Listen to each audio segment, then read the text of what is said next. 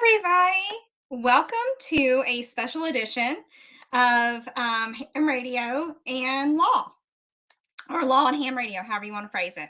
I've got a special guest, Tony Dewitt. He's got his own channel, JD Law Explains. We've been posting about it back and forth through Twitter and things, and he's actually brought up some very good discussions on the FCC and how that can affect us YouTubers, along with us amateur radio operators who aren't on YouTube. So let's take a deep dive in. Let's have him on, and let's welcome him now. Hey, Tony. Hello. All right. So introduce yourself. Tell us a little bit about your background. Well, as I say on my channel, I'm a Missouri appellate attorney, and I like to make the law make sense on YouTube, which is kind of a silly thing to say because the law almost never makes sense. But I try. I practice in the state of Missouri, doing mostly appellate work, although I also work outside the state on a number of different cases. And I have the channel that I have basically to help people with questions that they have about the law and that kind of thing. Oh, the killer chihuahuas are going. Sorry.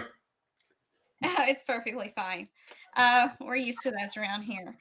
So what basically motivated you to make YouTube videos concerning the law and trying to explain it to us average Joes? Well, I think the thing that probably got me started was a series of questions on Quora. I'm not sure if you're familiar with what Quora is, but it's a message board that's sponsored by YouTube where people ask questions. For a long time, they paid for the questions, not the answers. Now they're paying for the answers. I haven't seen a dime from them, but that's okay. I really don't expect to. But people were asking questions like, how do I get a piece of evidence suppressed and that sort of thing. And it is really, really dangerous to think that you can act as your own attorney. And so I've been trying to sort of gently persuade people not to, if you wouldn't do your own brain surgery, you really shouldn't do your own law work. And that goes for lawyers too. I mean, when we have a problem, we hire somebody to take care of us.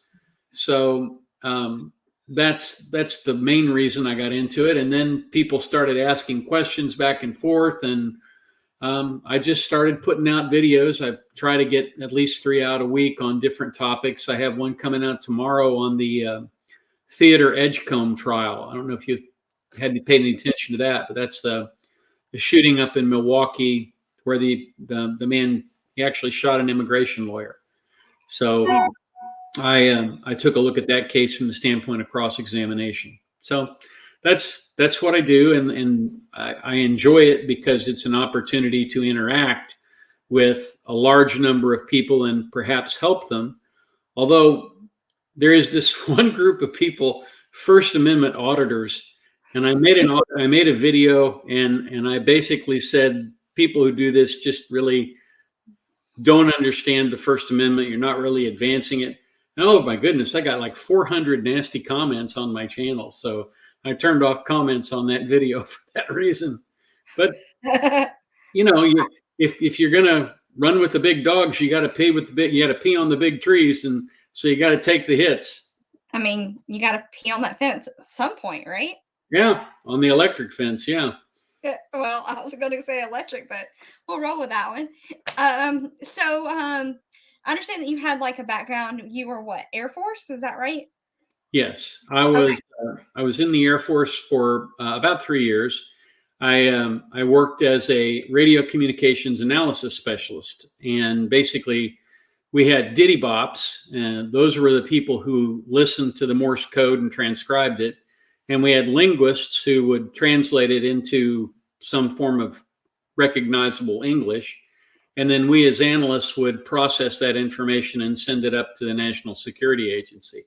And they don't work like that any longer. So I'm not really saying anything out of school here, but that's where I first got involved with radio. And then I went back to went into the military, went into the Army. I became a combat medic. Then I became a respiratory therapist. I did that for 13 years because I can't hold a job. And then I became a lawyer after that. And one day when I was in Jefferson City, which is where I used to work, that's where the Supreme Court of the state of Missouri is. I went in and I ran into a bunch of people at the Mid-Missouri Amateur Radio Club, and they got to talking to me about amateur radio. And so I went to a meeting and decided to get my tech, and then I got my general, and then I got my extra. And then I moved away from Jefferson City, so I don't have my buddies there anymore. But that was what got me into ham radio, was the fact that I met a bunch of people who were really advocates for it. And if I had a channel on YouTube just dedicated to ham radio, that would be what I would do. I would try to get people interested in it because it is a fantastic hobby, and it is a very good group of people for the most part. You know, I often, I don't know whether you saw the video or not, but I talked about being white and nerdy, and that is sort of the description of amateur radio, although some of us are a little long in the tooth. And it's good to see people, you know, who are younger getting into this and carrying the ball forward. Awesome. Well, I want to ask the next question, but I'm more curious. Going from a respiratory therapist to an attorney, that's a giant leap. Matter of fact, one of my doctors went from being an attorney to becoming a doctor. Similar statement there. So what made you jump from that to this? Well, that's an interesting question. And the real reason was that I worked as a therapist at St. Mary's Hospital in West Palm Beach. And then I came to a hospital in Illinois called Blessing, which was a very, very well-run hospital.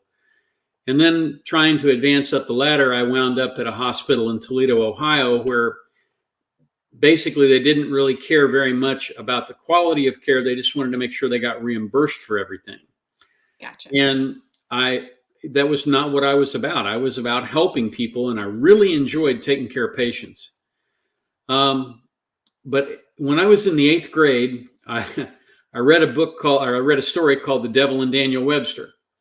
And it always stuck with me that it was such a marvelous thing to just use words to convince people. And at the age of 35, I said, you know what the heck, I'm going to go for it. I went on ahead and signed up for law school and went through 3 years of law school and came out, and I thought I wanted to do medical malpractice. And then I wound up doing appellate law, which I like much better. But the firm that I'm with, it does mostly did mostly malpractice. Well, there you go. So, and we also know how you got into ham radio by going to those clubs and stuff. So, what's your favorite operating mode? CW? I would have said PSK up until this year, because I liked PSK because I'm much more attractive on the keyboard than I am in real life.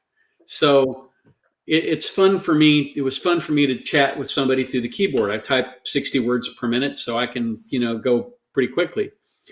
But this year I started doing Parks on the Air activations, and I really had that. I got bitten by that bug bad.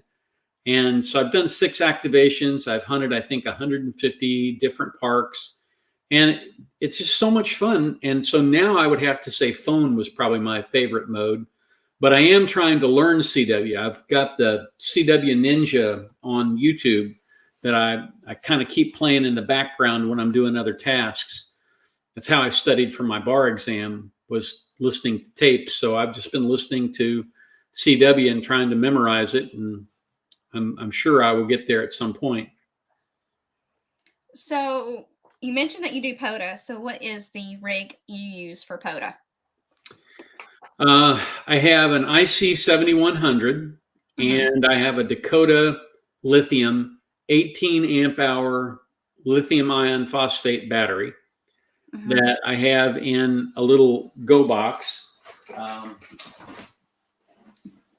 So, I have it conveniently labeled so that I won't blow anything up. And I have my I have a Wolf River coil Mhm. that I use for my antenna, and I have it marked so that I can go from 40 to 20 or 20 to 40, real quickly. And I really have had a lot of fun. I've done Topsail Hill in Florida, Henderson Beach State Park in Destin, Chewacla State Park in Auburn, Alabama. Mhm. I always call it Chewbacca State Park just because that's funny. But then Wind Creek State Park, I did that just a couple of days ago. So I use the IC 7100. I also have the 705, but I haven't done a lot with it. I tried to do a POTA with the Xiegu 5105, and just nobody could hear me.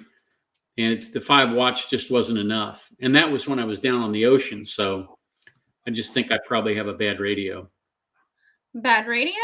Because you're doing QRP. I'm sitting here and I do QRP from my house and hunt people that are doing POTA, and I'm putting out 15 watts. So, because all I have is a QRP radio. So, a lot of it's got to do with it being on the ocean. A lot of it's got to do with the antenna and stuff. So, and actually, I've got a chameleon impasse light antenna outside, and I've got the antenna wire going up into my neighbor's dead tree. I love chameleon products. The main antenna that I have for my house, which is hooked up to my 7300, is a chameleon MCOM 3 base. And I have it strung out in the trees back through the woods where I live. And it does a marvelous job. They really stand behind their product. When I first put it up, I had a lot of trouble with it. And when I took it down, I opened it up, and there were things in there that weren't connected. And so I sent it back to Chameleon. They fixed it, sent it back to me. And I mean, it was rapid. I don't think I had it gone for more than a week. And it went right back up, and I've had nothing but great success with it since then.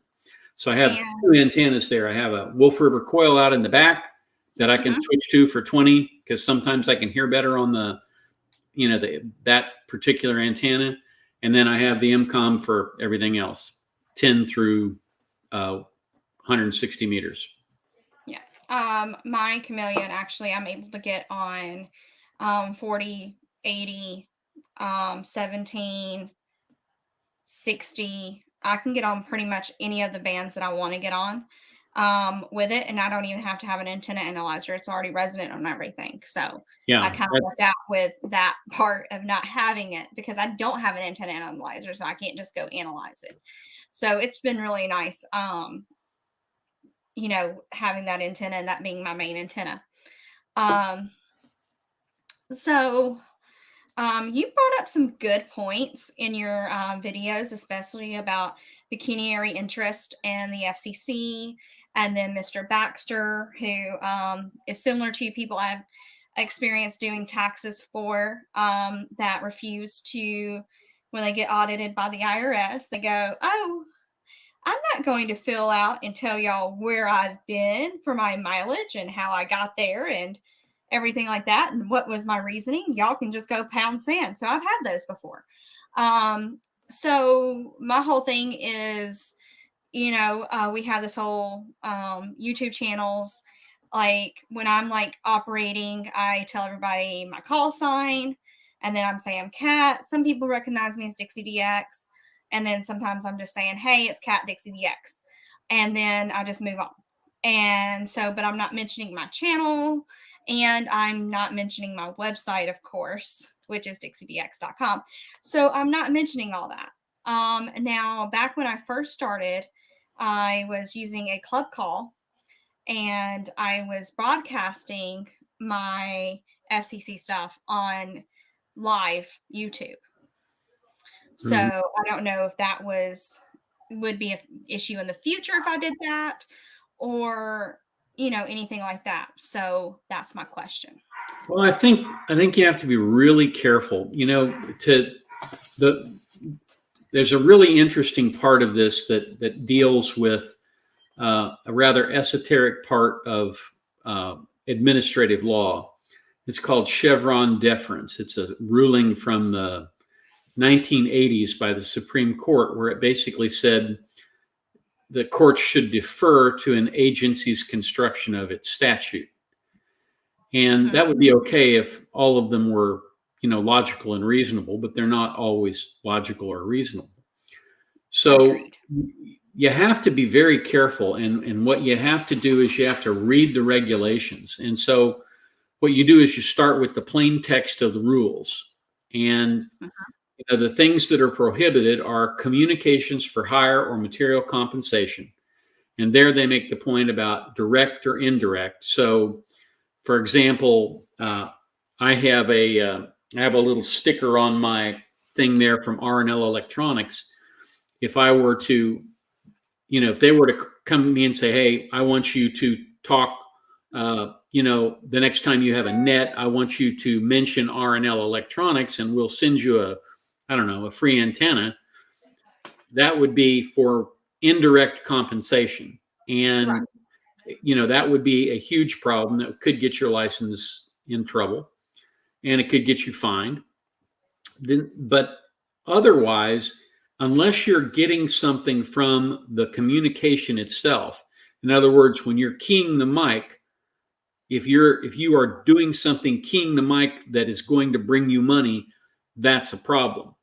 But if you are simply putting it on, if you're just shooting a video of you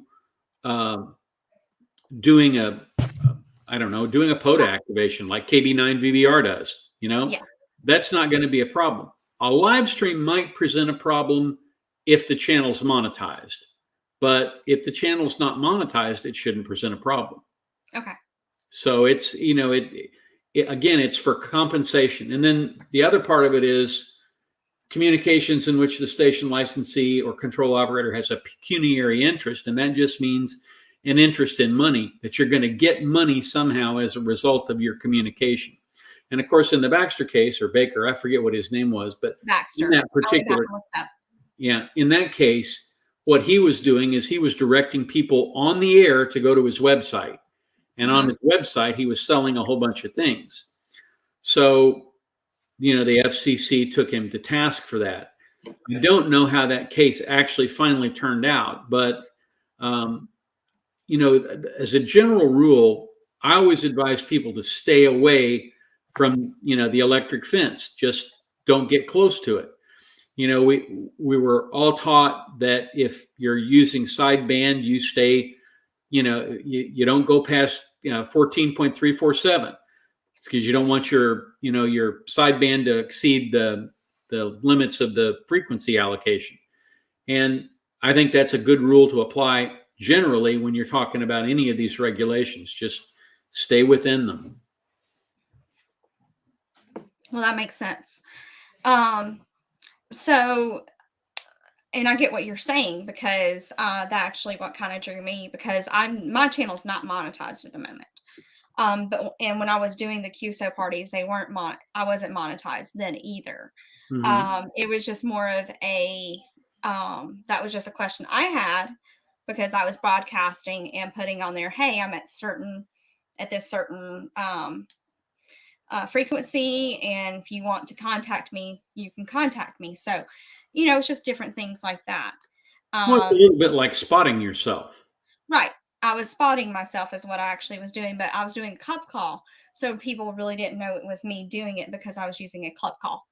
Yeah. So that was part of us spotting myself and doing things like that. But we also had to make sure we were in the same regulations for the QSO parties to make sure that we got the points and everything for it. Sure.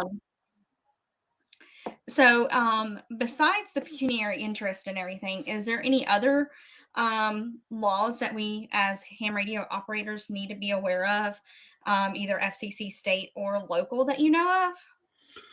Well, you can generally broadcast on any frequency in an emergency, So I know there are people who have broadcast accidentally using the Baofengs on police frequencies, because as 155.610 is a frequency for the Auburn Police Department, and you can program that into one of the older bow things and actually transmit on that frequency. And that's a very bad idea. It tends to make the constabulary very upset. It's almost like you're jamming their signal. So, I think you have to stay away from any kind of interaction like that. The other major issue that I see is inattention, and there is a lot of the states now have these laws about using a cell phone. You have to use hands-free if you're using it while you're driving. So I think they may at some point apply that same rationale to ham radios in cars. And, if they see you talking on something, they may not stop to think that it's a ham radio. They may just pull you over and find out. And, this is sort of how the law gets tested in various ways. If you get a ticket for something like that, usually an attorney can come and say, hey, it's, it doesn't fit within the statute, so there's no violation here. And I think ham operators generally are perceived as providing a public service, particularly in emergency situations. And so I don't see too much of a problem in terms of the other federal or state local laws. I did a little bit of research this afternoon looking for anything that involved amateur radio. And most of the cases that I find that involve amateur radio involve zoning issues and, setting up antennas and towers. And so there's not a whole lot of cases involved like that. I do think that there were some issues earlier this year with communications that the FCC was tracking that were encrypted. And I strongly suspect that somebody was using DMR radios point to point. And, as tempting as it is to encrypt your communications, you should never do that. Right. Understood. Because I know there's like HOA laws that we, as ham radio operators, that we tend to have issues with as well. So do you have any advice on handling HOAs, maybe on how to maybe allow us to have our antennas and stuff in the backyard if it's an HOA issue? Well, I think it depends a lot on the HOA and who's running it. I sit on the architectural review committee for the HOA in my Florida subdivision, and we're pretty laid back. The rules say you can't have a ham radio antenna, but I have mine back in the dense foliage behind my house, and nobody knows that it's there. So, it doesn't seem to be a problem. I think there are a lot of different things you can do.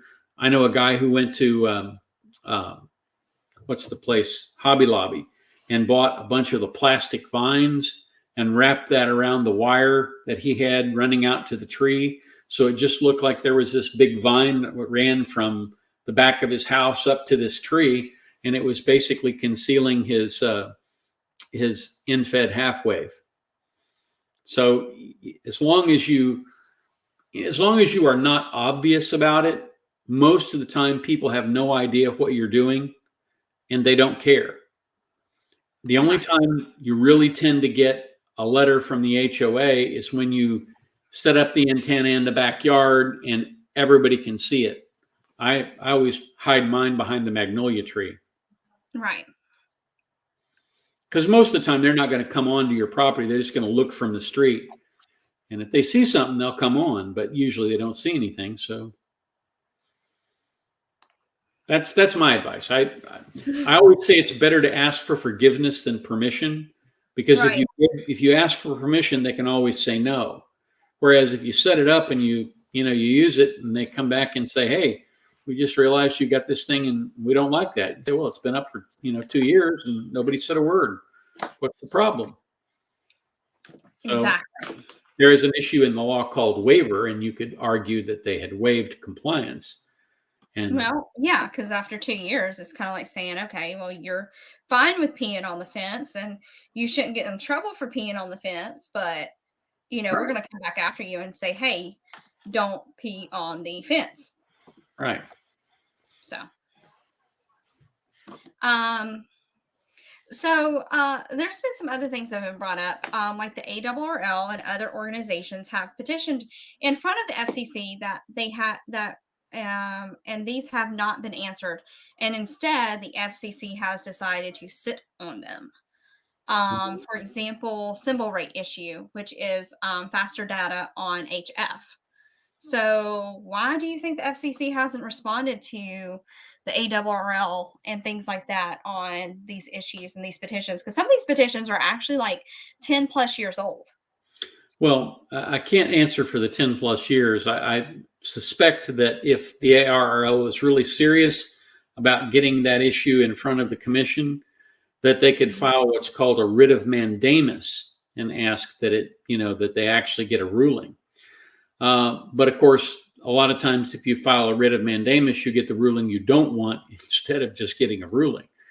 But the real problem for the FCC, I think right now, is that they're busy trying to figure out how to keep airplanes from falling out of the sky with this 5G thing. So, they have a very broad mandate in terms of regulating communications. They not only regulate amateur radio, they regulate radio generally and television. And there is an interaction between the FCC and the FAA on things like drones and the radio controlled aircraft and all of that kind of thing. I am certain that they are very busy for government employees. You'll notice I didn't say workers, I said government employees. They have, they don't get paid any extra for staying over. So they don't, generally speaking, spend a lot of extra time working on things, particularly things that are 10 years old. In my experience, what I would do if I were with the ARRL and I wanted to get that thing ruled on, I would resubmit it and I would label it as a second request. And if that didn't work, then I'd go to my congressman and my senator and say, hey, how come the FCC can't get off the dime here? Because if you go to the courts, they tend to get their back up.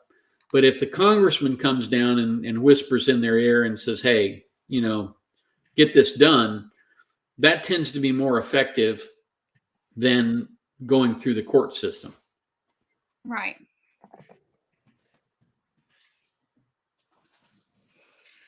Well, that kind of makes sense with everything. And if there was a ham radio rule that you wanted to get rid of, which one would it be? I thought long and hard about that. I really don't think there is a rule that I would want to get rid of. Amateur radio's been around for over 100 years now. The service is pretty well set. I mean, the rules are pretty well defined. I think particularly the technical rules are very well defined and pretty well understood. And for that reason, I think that if you start removing rules, it encourages gamesmanship. And, we already have people who are not the best ambassadors for the hobby. The people who decide that they own a particular frequency, or when you're doing a POTA will key up over the top of you because, they just enjoy causing havoc. And I think having the rules and regulations that we do have tries to keep everybody honest. It doesn't necessarily always succeed, but it tries to keep everybody honest. And that is a good thing. So I don't think there's really much that I would change. I think the thing that if I had one wish, it would be that they would pass the statute, pass the act that essentially forbids HOAs from over-regulating antennas, particularly ham radio antennas.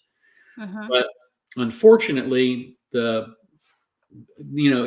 people who can dole out the campaign cash tend to control that kind of thing.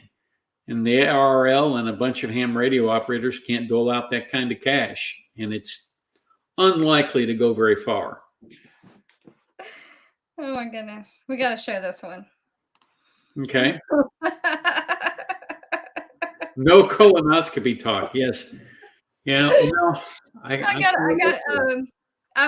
to add that one in there because I've been actually listening to 80 meters at night, and some of the things I have heard have been very we're going to say innuendo, and talking about sliding in people's DMs and things like that. Haven't heard colonoscopies yet. Maybe I'm just not on at the right time on those, but it's very, very funny. Well, you gotta feel sorry for the colorectal surgeons, because when they went to med school, they had dreams of playing 18 holes a day, and they do, but not the ones they started to play, So I feel kind of bad for the colorectal surgeons. I think one of the best things that's ever come about is that Cologuard thing that you can do that avoids having to have the colonoscopy. That guy deserves a Nobel Prize. It's like the guy who invented sugar-free Jell-O. Why has he not gotten the Nobel Prize in science? Well, I don't know. You know what he's doing, though, don't you? He's actually out there on the golf course playing them 18 holes that everybody else wished that they could do. That's right. That's what that person is doing, or whatever else he wants to do. Because, I'm sure that he's made tons of money. So he could just be like going on vacation and taking lots of vacations and playing golf in different countries. So, I have heard some fairly wild things tuning around both on 40 and on 80 meters. Oh, really? Yeah, I mean, just odd conversations. I heard one guy talking about how his wife had cheated on him. And, I thought, that had to be a terrible thing for him. But it was sort of interesting. He had this group of like 4 or 5 people who were there sort of giving him therapy over the radio. It was kind of interesting to hear it, although I did feel very bad for the guy. And you just, the nice thing about ham radio is that it has such a variety. I was going to mention that earlier. What did I do with them? Oh, one of the things that I love about the hobby is QSL cards. And the thing that I love about QSL cards is you get all kinds of different, let me get that sent. There we go. All kinds of different QSL cards from all kinds of different people. We got somebody here from Cape Girardeau who is with the Coast Guard. Here's somebody who's got a stuffed rabbit on his QSL card, which I find really interesting. So, it's a great hobby with a diverse background of people, and I really enjoy it. I love talking to my brothers and sisters on the radio, and when we get together at Ham Fest. I'm going to Hamcation this year, so it's the first time my wife and I have ever been to Hamcation, so I'll be looking forward to doing that. Have you ever been to the Huntsville Ham Fest? Here in No, I was going to go this year, but then President Trump decided to hold a rally up there, and I realized I would never get home. And as a result of that, I didn't go to the Huntsville Ham Fest. I wished I had. Yeah. Well, you should have, because his little rally did not interfere with the Ham Fest at all, believe it or not. Because he was actually in Coleman, but I understand because you're in Opelika, so you had to travel through Coleman to get up to Huntsville. And now I'm picking up.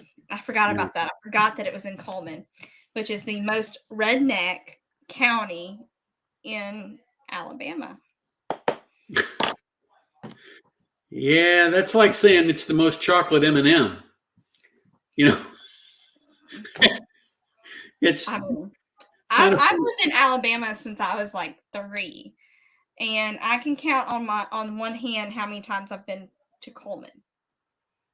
Like maybe less than that. So. I've been there once, and involuntarily at that. We were headed back to Missouri. We'd been in Destin, and we were headed back to Missouri going up I-65, and some guy driving a Walmart truck crashed on the side of the road, and the truck caught fire. So they brought the fire department down from Coleman, and they shut down the interstate for 8 hours when the truck was off the road. And the highway patrol just stood around giving people tickets when they turned around on the highway. They didn't do anything about trying to get the road back open. So I wound up calling the news stations in Birmingham, and they sent a helicopter up, and suddenly the road got opened up. I don't know that, correlation is not causation, but I'd like to think that I at least did something right. I mean, it helped. Yeah. So, no, but the Huntsville Ham Fest was actually really, really fun. So I definitely encourage you to actually come this coming up year. So, well, I know K8MRD, Mike was there, and I think Jason Johnson was there. 2.0 was there, Tank was there, Shane was there, this side of the radio, Brett K5YVY was there, Steve KO4 AFL was there, I was there, Eric Ham Radio Concepts was there, KJ4YZI. Yes, he was there. So there was a bunch of us that was actually there. But a lot of the vendors and stuff had actually pulled out due to COVID concerns. Yeah. So so it's just one of those things, and it was still a really good turnout. Well, I'm done with COVID. I'm vaccinated and boosted, and I'm living my life. Ham Radio Crash Course was there. Josh was there. I didn't know that. Yeah. Josh was there, and Adam K. Oh my God, I know his call sign. I cannot think of it off the top of my head. He does all the sodas. He was there, and then Jason KM4 ACK was there. Because Joseph was like, yeah, all these people were there. I'm just trying to think of go around. Actually, there was actually a Josh actually recorded it where we had sat down and did kind of like a round table type thing, and people asked us questions and stuff. So everyone, yes, K6ARK, thank you. I knew I was forgetting something. He was there. So you don't ask me things, I can always tell you. It's like, I can spout off, but then when I have to think about it, I'm like, oh, it left. Yeah, the brain freeze happens. It's I kind of call it brain freeze, but I call it a brain fart actually, and people aren't very kind to that one. I'm like, oh, that was a brain fart. Everybody has them. Exactly. Sterling was not there. Poor Sterling. Yes. And then somebody says one more FCC rule: it should be legal to have a false receipt made to show your wife/husband that you didn't spend a lot of money on new radios. That is actually called Photoshop, if you are smart, or that is called putting money back and then buying something cheap and tell them, hey, I don't really need a receipt for this. Just charge me for this separately. That way I go home with a different receipt. Well, I have found that it is far better to just be honest with your spouse. Oh, I'm with you on that one. The fallout that you get from being deceptive. I did this video on the Edgecombe trial, and every time he was asked a question that he didn't want to answer, he would go, could you ask that again? And so what it did was the guy is asking the same question 4 and 5 times, and it stops becoming a question. It becomes a statement, and people do tend to work against themselves. It's like the thing from Shakespeare about, oh, what a tangled web we weave when first we practice to deceive. I understand the theory behind not wanting to get in trouble for buying ham radio gear. I get that completely, but it's better to be honest. In the long run, you'll sleep better at night. Yes, honesty is always the best policy. Yeah. Because I always tell people, I can explain the truth. I can't explain a lie. Because the thing just for example, I was in a situation where the person had lied about me. And it took me almost 4 years. No, it was 3 years, almost 4, to actually have somebody actually tell this person that I don't believe a thing that you just said, and basically just went on their merry little way. But it took me, for example, 3 years to, and I was telling the truth, to sit here and have them constantly lie. So it was just one of those things that, again, what a tangle well we weave when we first deceive. So, yeah. So, as me as the non guilty party, I had to sit there and prove my innocence. So, that was really one of those things that, bringing that part up. So, yeah. That's one of the things that I've found in the courts that I think people often fail to perceive is that the truth almost always comes out in the end. And jurors are especially good at ferreting out the truth in testimony and separating it from lies, because you can fool 1 or 2 people in a jury, but you can't fool 12 people. Somebody is going to figure out when you're deceiving them. And correct. It's just not a good idea.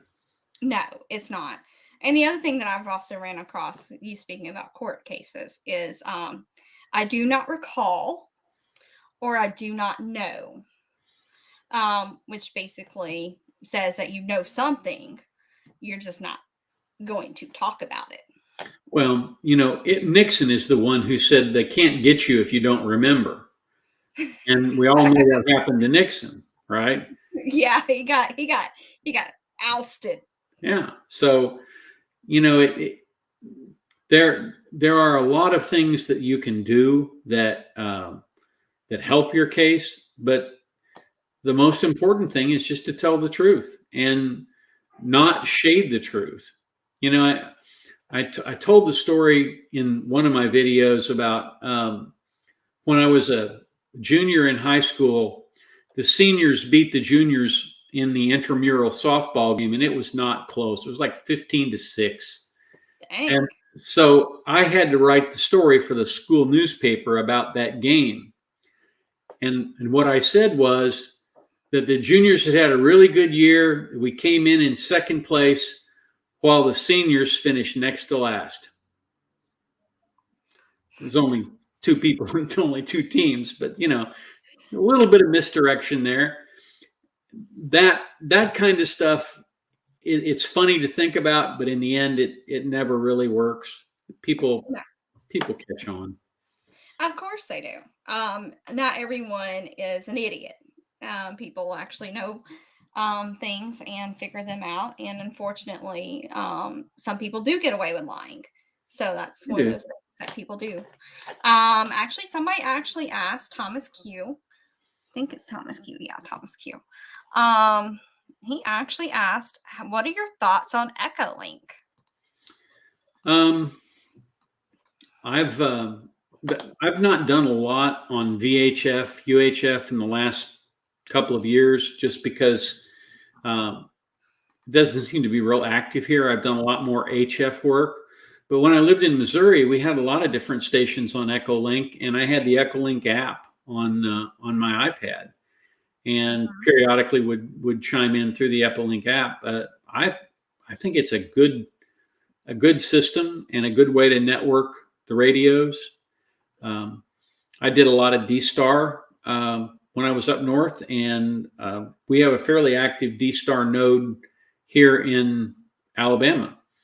Yes, Reflector 58. So it's I don't get on there as much anymore as I used to, but that's just because I've been exceptionally busy at work. Yeah. So I have a ID 51A, so I do get on D-Star. So yeah. And I've got the ID51A, plus I have the Alenco DMR radio that I like real well. And then I have the 5100 in here. I have the HT for out, when I'm outside, but I have the 5100 in here, and it's always tuned to the D-Stars, to reflector 58 when it's on, which is not always on. All right. So last question from Thomas. He wants to know, what's your favorite digital mode? The one that I like to do the most is PSK, although it's so hard now to find somebody on PSK because all the cool kids are on FT8. I made a contact on FT8 with Estonia last week. So I think that was on 17 meters. And I've enjoyed FT8, but my favorite digital mode is PSK. PSK 31 to be exact. Well, it's kind of funny how things become standards, Yes. So, well, that's really good. I just really do just single sideband is what I've been doing. I've not done any of the digital modes. I do D-Star and I've done some Echolink, but which, again, it's just an app on your phone. So, so what kind of radio do you have for HF? Right now I have a MIC, what is it? It's a MIC HF clone of the RS918. And it's a straight QRP radio. So, and I've been getting out on QRP doing that. So that's good. It's been hard because of where I'm at, but it's definitely one of those things. So, well, it's good that you've got a radio that you can, use to get out. I think that having a QRP radio is frustrating sometimes, but it also encourages you to have the best antenna and pick your times for operating so that you can make good contacts. So yes, it's kind of funny. It's a great hobby. You meet a lot of great people doing it, and I have really enjoyed being a ham operator. I have to renew my license this year. I put it on my calendar because they won't let you renew it early, which drives me crazy. Yeah, because a lot of things, a lot of places don't allow you to renew early. Like you can renew your driver's license early and your concealed carry permit early, but you can't renew your ham license early, which is kind of like a bummer. And when I was in insurance, I could renew my insurance license early. So they didn't care. It was still going to be valid the same day, but they didn't care if you renewed it in June. If it was due in July, they didn't care. So they actually said, go ahead and do that because that way everything gets processed. So yeah, it's just one of those things. So does anybody else in the audience have any other questions for Tony? Actually, Paul does. He goes, do you think doing away with CW with all the technology with digital? Well, the military has done away with their people who receive CW. They've done away with their with people who listen to code. They no longer have that military occupational specialty. Of course, what that does is it makes it easier for our enemies to simply use other lower tech means to communicate. So I don't think that's a smart thing to do, but that's just my opinion. As to whether or not we would ever replace CW with digital, I think there is such a niche for CW because you can push out your signal further. You can, with just dits and dahs, you can communicate with people, across the globe. I don't see it going away. I see people like the Long Island CW Club continuing to push to keep as many people as possible trained in CW. And I think that serves the amateur radio hobby very well to have that. Mm-hmm. Yes, it does. So, I don't know if there's any other questions. Does anybody else have any other questions for Tony? I know I've asked him a lot, and some others have asked some. So, is anybody else questions? Do you have any questions for me, Tony? No, not really. I guess I came on here with kind of a blank slate. I just wanted to try and, answer as many questions as I could that people might have. If you go to my channel, my email is there on the about part, and I'm happy for people to email me with questions. That I have no problem answering them. What is the best HF radio for a beginner in HF? I'm a beginner in HF, and I've got a QRP. I think it's just going to be depending on what they're wanting to do with the radio, honestly, because you've got the 7300, the ICOM 7300. I'm an ICOM person. And that's kind of heavy. K8MRD actually brought this point up in his Mailbag Monday video, where he talked about how the 7300, and then you have to bring the battery. And if you're going to do a POTA activation, unless you're going from your car to like directly to the picnic table, it's fine. But if you're not going from the car directly to the picnic table, the 7300 might not be for you. The 705 would be, better, or I think he said the G90 or something. So there's a lot of things I feel like, depending on what you're wanting to achieve, is the thing that you're wanting to do, and depending on how much your budget is money wise too. Because while I do have a QRP radio and it's around like $450 is what I priced it at, it's really good for what I'm using it for. I wish I had more power like that 7300, and that's actually going to eventually be my base station when I do purchase a 7300. So to me, 7300 is my go-to radio, personally.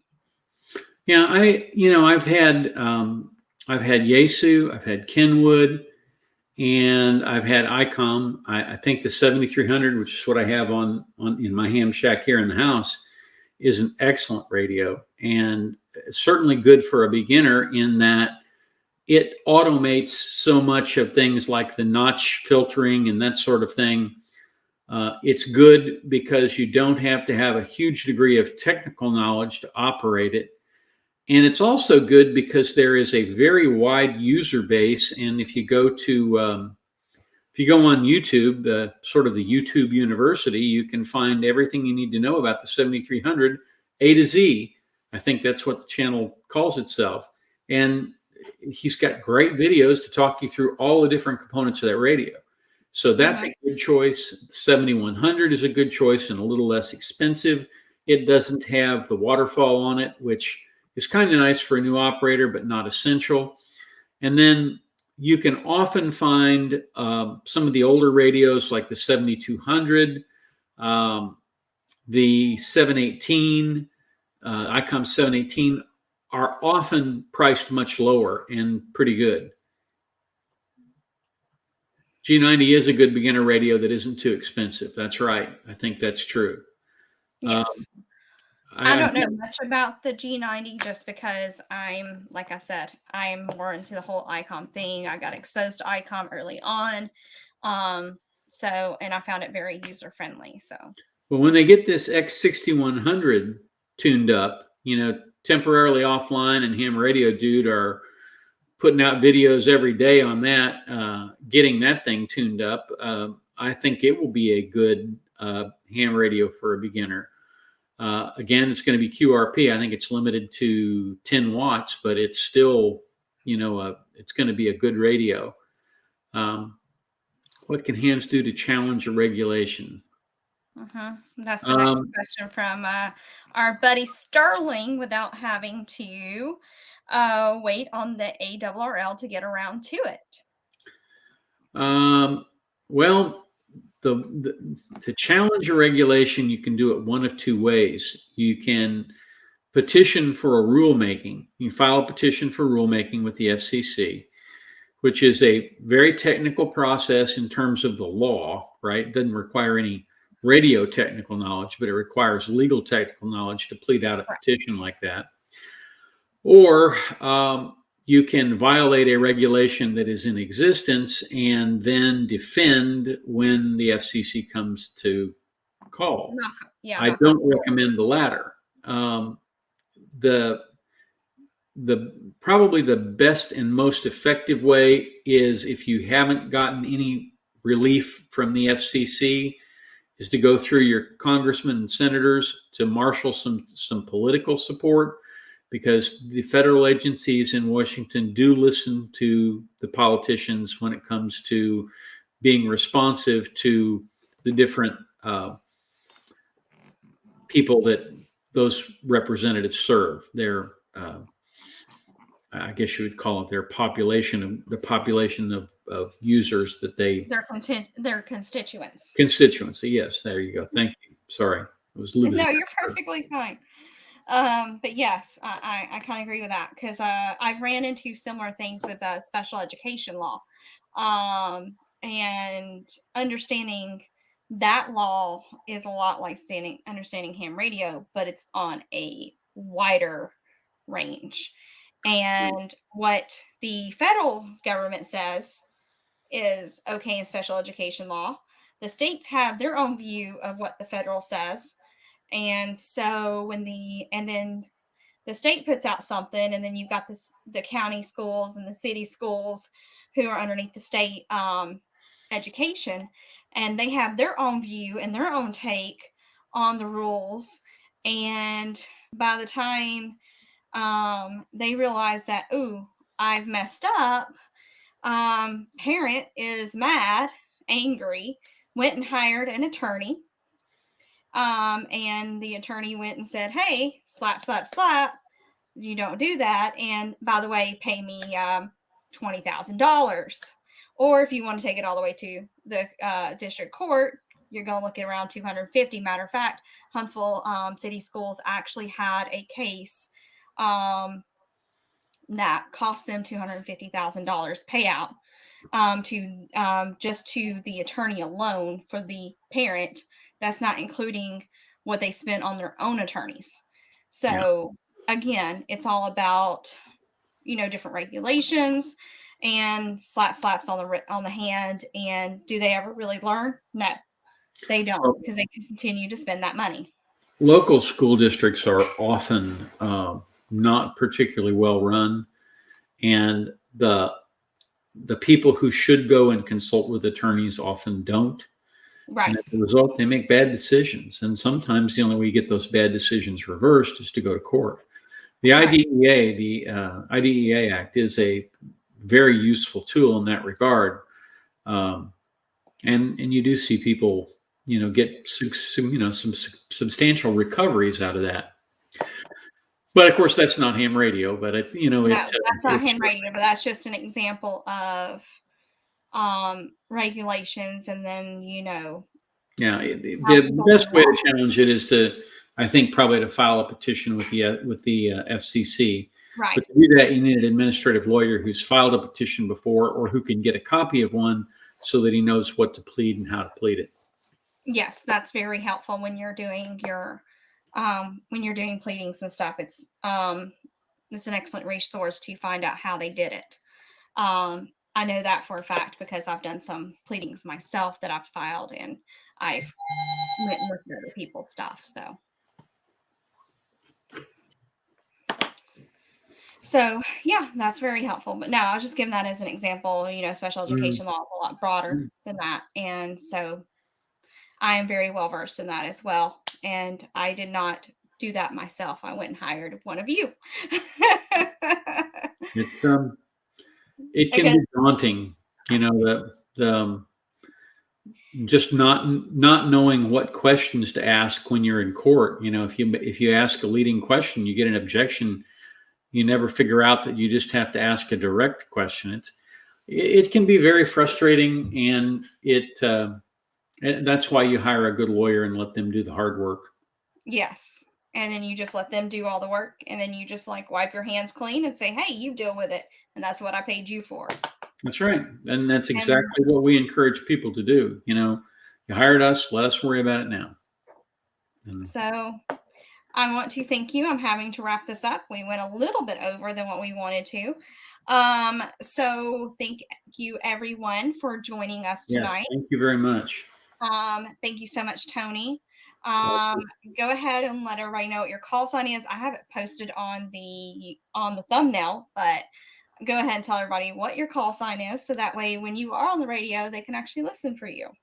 AD0DQ. I got my call sign in Missouri, so I'm a zero operator. So it's Alpha Delta Zero Delta Quebec, or sometimes I call myself Alpha Delta Zero Dairy Queen, particularly if I'm trying to break a pile up, and because people will hear Dairy Queen when they won't hear Delta Quebec. Exactly. I got the same issue this weekend when I was doing Delta X-ray Yankee. People weren't quite understanding the X-ray. They thought I was saying Echo instead. So I've got to come up with something else for X now. So on those pileups and everything, which is going to help me. So thank you so much again. Thanks for everybody for coming on and joining us. And with all your questions, reach out to Tony if you have any other questions regarding FCC rules and things like that. Maybe we'll have you again on sometime. That'd Thank you be fun. again, Tony. All right. Thank you.